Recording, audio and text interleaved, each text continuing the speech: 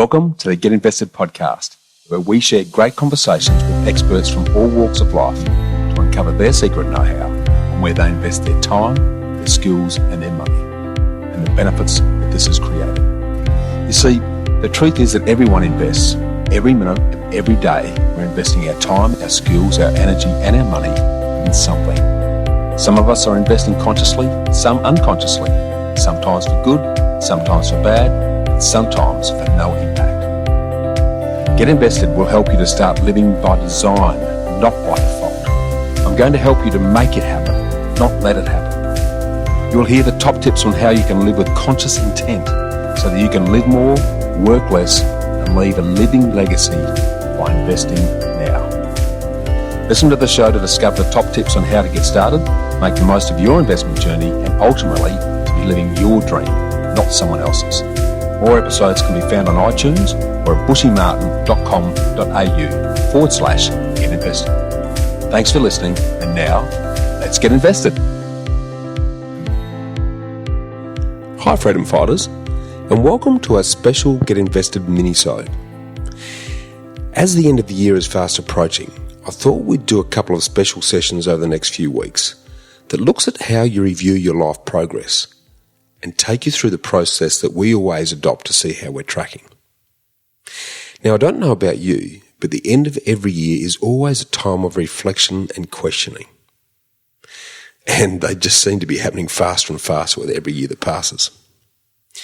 And as the year winds down and we get a little bit more time out with family and friends, the little voice in my head makes some noise and it starts questioning. How do I feel about the year that was? What were the challenges and successes of the year? And what did I learn from them? Did I move closer to or further away from where I want to be with what I call my 3 Ps? And that's personally, professionally, and most importantly, passive investment-wise. And it's this last passive investment component that generally gets no or very little attention, but it's the one that will have the biggest impact on your current sense of peace now, as well as your future freedom and fulfillment. My wife Sonia and I have developed a very simple process that we go through regularly, and it's amazing how effective it is at keeping you on track and helping you achieve your definition of freedom faster than you'd expect. So I thought I'd briefly share our approach with you and some of the things that Sonia and I do to review how the year went prior to planning for the next one, which will be the subject of this and another mini-sode coming up very soon. It's based around the simple approach that I've painted out in my book, The Freedom Formula. And it always starts with returning to our big why, by starting with the end in mind so that we can see if the year has taken us closer to or further away from our ideal lifestyle. If you don't have a crystal clear and compelling vision of how you want to live, what your ideal lifestyle looks like, how it feels, it looks, it tastes, it smells, what you are doing with who, when and where, then you need to start by doing a simple values and vision exercise. Without this, it's like playing a game of sport and just kicking the ball around and getting the occasional goal, without knowing that you're out there to win the game so that you can end up winning the season premiership. You'll just be directionless. To put it another way, it's like driving a car without putting a location into your GPS. You just meander aimlessly without really knowing where you are heading and where you're going to end up. And you won't have a roadmap measure to track your progress against. Your big why lifestyle vision is your heart-based magnifying magnet that will attract and amplify everything you need in life to achieve your goals. If you know why and how you want to live, you also have a compass to assess every choice and decision that you make, both consciously and subconsciously, day to day, in terms of whether your choices will take you closer to or further away from your desired life. But you need to be clear on what this is and why. Now, I fully appreciate that the time to reflect on what is truly important to us can feel very disconcerting and uncomfortable. It's quite challenging. A lot of us, especially men, avoid the self-reflection process by just keeping ourselves busy and flat out just doing. Now, this is a subtle form of avoidance that seems well justified, but can leave us feeling hollow and unfulfilled long term. As Henry Ford is famous for saying, thinking is the hardest work there is, which is probably the reason why so few engage in it. However, if you don't take the time to really get in tune with what makes you happy at a deeply emotional level, you'll never reach your full potential or get the most out of life. This process is about smashing through those high external expectations of what we should do and really getting in touch with what makes us feel good. Once you uncover this, you can then use this as a magnifying magnet compass to start, attract and do more of what makes you feel this way, while stopping, avoiding and repelling those things that don't. You need to get out of your head and into your heart. And I realise for blokes like myself, this is no easy task. Now, this process is the start of living your life by conscious thought and decision. It's what we call living by design. Here you are assessing every choice and decision you'll make by what will make you feel good, both immediately and over the long term. So how do you uncover your why?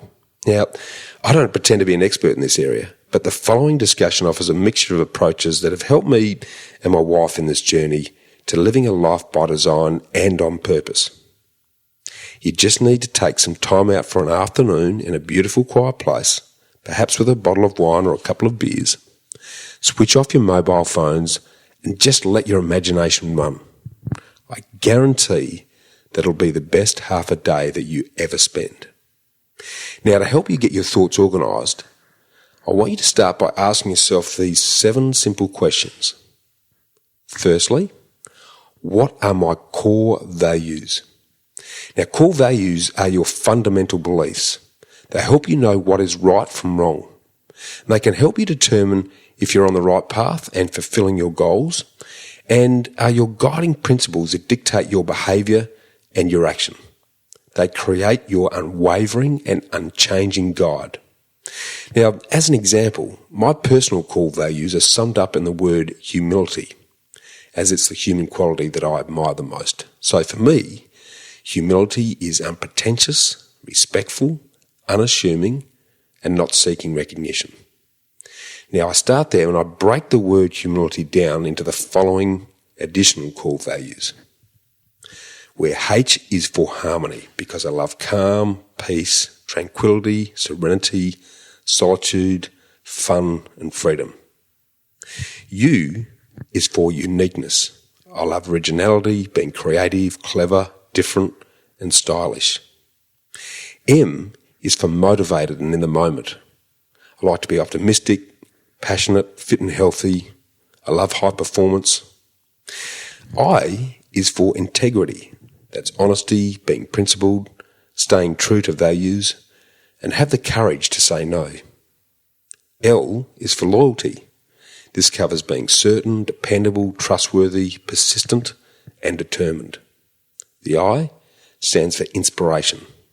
For me, this is continuous learning. T is for thoroughness. This means punctual, prepared, and attention to detail. And the Y? The Y means yes, which is another way of saying acceptance without judgment or criticism. Now, that's just an example, and of course there are no right or wrong answers with this. You may have a handful of non-negotiable values or a lot of things that are fundamental to you, and you don't necessarily have to sum them up using a handy acronym like I have.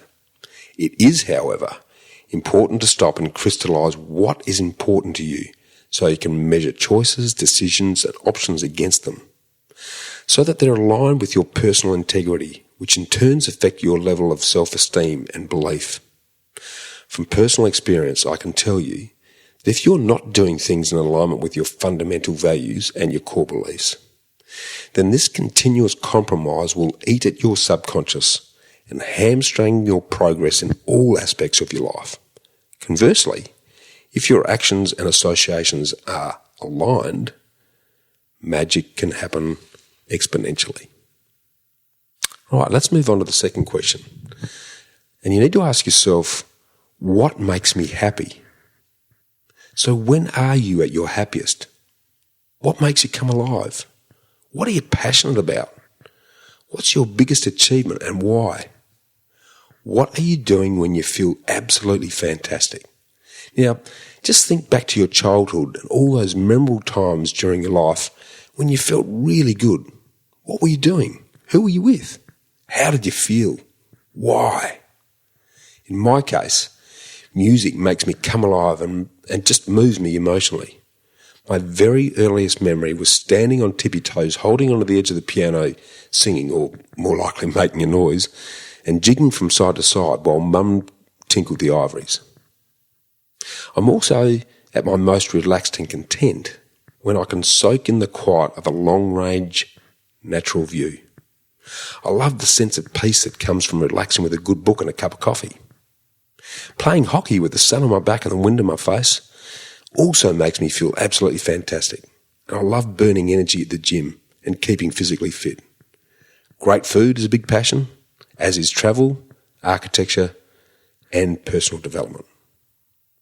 Right, let's move on to question 3, because I then want you to ask yourself, how will I measure my life? As the old saying goes, people who don't stand for something can easily fall for anything. So deciding how you want to measure your life means making a stand for something and then living your life in alignment with this. In my own case, I'll measure my life by the quality of my relationships and the degree to which I've helped others improve their lives and achieve their goals. My goal is to leave everyone I meet feeling smarter and smiling. Now, the 4th question is, what is the most important to me in my life? Writing down what you really love doing can help to crystallise what's important to you. Maybe what you love doing is spending time with friends and family, doing a particular hobby, your job, or travelling. Your answers will be unique to you. This process is about finding out what you want to be doing, not what you feel you should be doing. Now, for me, the most important things are my wife Sonia, my son Adrian, and my 4 smiling Samoyeds. Let's move to the next question. Ask yourself, if money were no object, what would I do? I'll leave you to contemplate that one. Then go on with this one. What's my bucket list? Write down the top 10 items on your bucket list. Next, clarify why they're on your list and how you feel about each of them. As an example, a couple of the items on my bucket list includes singing and performing with Sting, attending and watching Australia win the Field Hockey World Cup, being a contestant on Australian Survivor. Yeah, I know. It's sad, isn't it? Riding the Orient Express and visiting every country in the world. Yeah, that's all 196 of them. The last 7th question, I want you to ask yourself, how do I really want to live? And this is the most important one.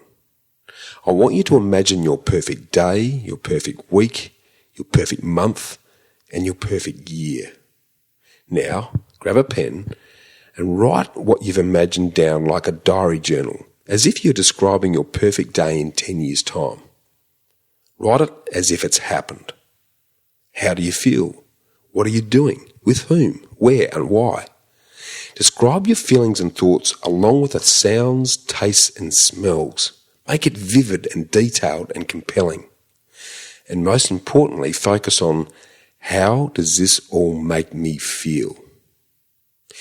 If you do nothing else from what we chat about today, make sure you write down your perfect future day.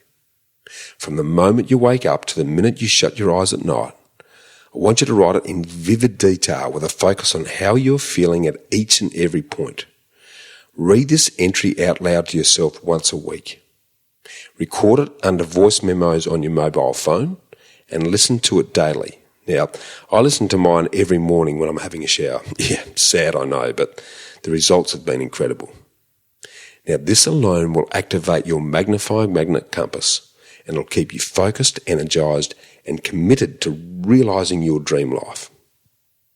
Now, in addition to that, if you're a visual person like myself, you can convert your perfect day diary into a photo collage of images and words that bring your values, your goals, and your bucket list to life. Now, once your vision board is complete, print off multiple colour copies, laminate them, and stick them all over the house in places that you're going to see them. The fridge, in the shower, on your bed head. These constant subtle reminders will keep you focused, motivated, and committed. Now, for those of you who are tired of drifting reactively and you really want to start living with proactive intent to create the life you want, then authors Michael Hyatt and Daniel Harkavy have written an outstanding book called Living Forward. That's Living Forward. It's an easy-to-read action guide that provides an awesome framework to help you crystallise what's really important to you so that you can create a clear and compelling vision of your future and a process to make it happen, giving you an easy-to-follow life plan. However, here is a quick word of warning. To really start hearing your own voice, you need to drown out external noise.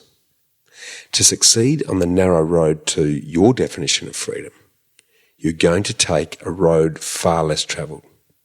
You'll be swimming solo against the riptide of conformity and mediocrity. This will require an inner strength and a fortitude that needs to withstand the constant barrage of ignorance and fear-based criticism that you'll cop from every conceivable direction.